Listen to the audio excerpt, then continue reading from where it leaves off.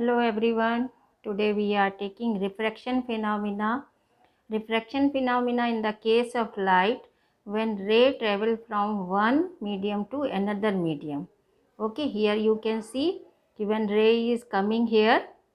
Okay, ray is coming here, then when it is now here one medium now, and जैसे ही ये दूसरे medium में जाती है तो ये ऐसे इसको सीधे ही चले जाना चाहिए था, लेकिन ये अपने पाथ से डेविएट हो गई है। तो ये पाथ से जो डेविएट हो जाना होता है एक मीडियम से दूसरे मीडियम में जाने के कारण इस फिनोमिना को हम रिफ्रैक्शन फिनोमिना कहते हैं। जब कोई लाइट इंसिडेंट होती है यहाँ पे तो थोड़ा बहुत रिफ्लेक्शन भी ज़रूर होता है, तो यहाँ रिफ्लेक्शन भी होता है, लेकिन हम इस समय यहाँ पे सिर्फ रिफ्रैक्शन फिनोमिना को कंसीडर कर रहे हैं। तो रिफ्रैक्शन फिनोमिना में दो तरीके की चीज़ मिलती है। एक तो है कि अगर मीडियम 1 और मीडियम 2 एक दूसरे के रिस्पेक्ट में कैसे हैं, लाइटर हैं, हैवियर हैं, डेंसर हैं या रेयर हैं। ओके, तो जब अगर आपके इस तरीके की सिचुएशन है, लाइट इज़ कमिंग फ्रॉम आपकी एयर से, मान लीजिए ग्लास में आ रही है, यानी कि रेयर से डेंसर में आ रही है, तो आप ये देखोगे जो ये कि एक ही लाइट जो चल के आ रही है किसी वेवलेंथ की आ रही है, तो इसको सीधे ऐसे चल के जाना चाहिए था, पर ये अपने पास से डेविएट हो गई है। और अगर उस पॉइंट पर हम नॉर्मल बनाएं तो नॉर्मल पे क्या करती है, वो नॉर्मल की ओर शिफ्ट हो जाती है। तो डेंसर मीडियम में नॉर्मल की तरफ शिफ्ट हो जाएगी, और रेयर मीडियम में जो है ये देखिए नॉर्मल से ये इसका ओरिजिनल पाथ था, लेकिन ये उससे और दूर हट जाएगी। तो यहाँ पे दो तरीके की हमको घटनाएं मिलेंगी रिफ्रैक्शन फिनोमिना में। ये दोनों घटनाएं मिलने की कंडीशन क्या है कि दोनों मीडियम 1 मीडियम 2, चाहे ये वाला हो चाहे इससे पहले वाला केस हो, दोनों के केस में ये मीडियम डिफरेंट होने चाहिए। अगर मीडियम सेम है, मीडियम चेंज ही नहीं हो रहा है, तो कोई रिफ्रैक्शन फिनोमिना नहीं होगा। उस सिचुएशन में ये ऐसे सीधी चलती चली जाएगी। तो रिफ्रैक्शन फिनोमिना कि the change in the direction of the path of light when it passes from one transparent media to another transparent medium is called refraction। और ये ऐसा क्यों होता है कि जब ये यहाँ से यहाँ जाती है तो इसकी वेलोसिटी चेंज हो जाती है, इसकी स्पीड जो है चेंज हो जाती है। अगर ये डेंसर मीडिया में आती है तो इसकी स्पीड जो होती है वो स्लो हो जाती है। ओके, लेकिन अगर यही आपकी डेंसर मीडिया से चल के आ रही है रेयर मीडिया में, मान लीजिए ग्लास से एयर में आ रही होती है, तो इसकी स्पीड तेज़ हो जाती, फास्ट हो जाती। यहाँ पे क्वेश्चन पूछा जा सकता है कि एक इंसिडेंट रे ऐसे चल के आ रही है, रिफ्रैक्शन फिनोमिना के बाद ये देखा गया कि उसकी स्पीड जो है वो फास्ट हो गई। तो बताइए कि ये दूसरा मीडियम कौन सा, पहला मीडियम कौन सा। तो पहला मीडियम आपका कौन सा हो गया, ये डेंसर हो गया, ये रेयर हो गया। और इसी चीज़ को वो ऐसे भी पूछ सकता है, ग्लास और पानी, या ग्लास और एयर, या वाटर और एयर, इनके रिस्पेक्ट में भी पूछ सकता है। तो एयर के कंपैरिजन में ग्लास और वाटर ये सब डेंसर मीडिया होते हैं। एक चीज़ और मिलती है, अगर मीडियम डिफरेंट भी हैं उसके बावजूद भी हमें रिफ्रैक्शन फिनोमिना नहीं मिलता है।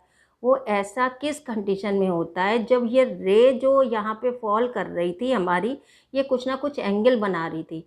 जब ये रे इस तरीके से नॉर्मल के साथ एंगल ना बना के एकदम नॉर्मली इंसिडेंट हो रही होती है, देखिए इस सिचुएशन में ये बिल्कुल नॉर्मली आके यहाँ पे निकल रही है। तो जब नॉर्मली आ रही होती है तो इस सिचुएशन में क्या होता है, ये बिना डेविएट हुए चली जाती, यानी इंसिडेंट रे रिफ्रैक्टेड रे दोनों एक ही सीध लाइन में मिलती हैं, दोनों एक ही डायरेक्शन में मिलती हैं। तो रिफ्रैक्शन फिनोमिना की कंडीशन अगर नॉर्मली फॉल हो रही है तो चाहे मीडियम डिफरेंट भी हो तो भी आपका रिफ्रैक्शन फिनोमिना नहीं होगा, इस समय ये पाथ को डेविएट नहीं करेंगी।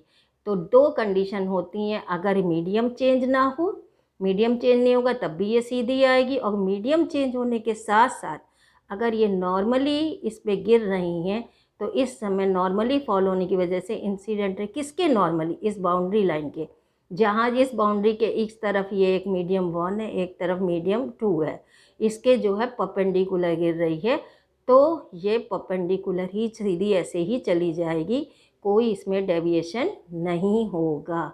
I hope so you understood this.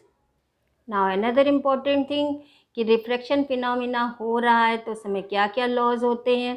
तो इस समय हम देखेंगे कि दो लॉज होते हैं, एक इंसिडेंट रे, रिफ्रैक्टेड रे और नॉर्मल। जहाँ पे ये पॉइंट ऑफ इंसिडेंट है वहाँ का नॉर्मल, ये सब एक प्लेन में ही लाई करते हैं। समझने की कोशिश करेंगे इस चीज़ को।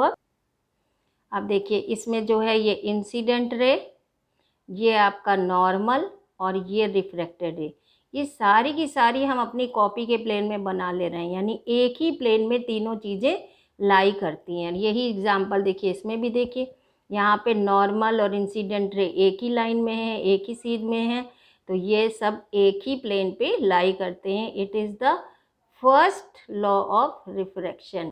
देन सेकंड लॉ क्या होता है, बहुत इम्पॉर्टेंट है, इसको बहुत ध्यान से समझने वाली चीज़ें। The ratio of sine of angle, trigonometry में हम पढ़ चुके हैं, sine theta, sine A, sine B. अब देखिए the ratio of sine of angle of incidence I, sine I to the sine angle of refraction R, ये sine आई upon sine R, ये इन दोनों का अगर हम रेशो लें तो ये कांस्टेंट आता है। ये किसके लिए कांस्टेंट आता है, यहाँ पे ध्यान से समझने की बात है। लिखा है for the pair of given media. Pair of the given media का मतलब जो हमने दो चीज़ मीडियम की ले रखी हैं, मान लीजिए एयर या वाटर ले रखी है या एयर या ग्लास ले रखी है, तो जो एयर और वाटर के लिए आएगा वो एयर और ग्लास के लिए नहीं होगा। रिफ्रैक्ट, और इसको क्या कहते हैं, कांस्टेंट को हम कहते हैं रिफ्रैक्टिव इंडेक्स। यहाँ पे देखो 2 और 1 लिखा है, इसका मतलब refractive index of medium 2 with respect to 1 first media. इसको हम जनरली n या म्यू से रिप्रेजेंट करते हैं। और ये रिफ्रैक्टिव इंडेक्स जैसे ग्लास के लिए हम जनरली मान के चलते हैं 1.5 है, 1.4 से लेके 1.6 तक वैल्यू मिलती हैं डिफरेंट ग्लासेस की। इसी तरीके से वाटर का जब हम रिफ्रैक्टिव इंडेक्स निकालते हैं तो 1.33 आता है, तो दोनों डिफरेंट हैं। तो यहाँ 1.33 जब ग्लास का ले रहे हैं तो हमारे मीडियम क्या क्या है, एयर और वाटर है। जब हम ग्लास का ले रहे हैं तो एयर और ग्लास है। अगर हम वाटर और ग्लास का लेंगे तो उसका रिफ्रैक्टिव इंडेक्स कुछ और आएगा। तो यही मतलब है for the pair of given media. तो मैथमेटिकली क्या लिखेंगे, sine I upon sine r. It is a very important, और ये एक पर्टिकुलर वेवलेंथ के लिए, एक किसी रे के लिए बताया है, दूसरे के लिए कुछ और होगा। I hope so you understood. Thank you.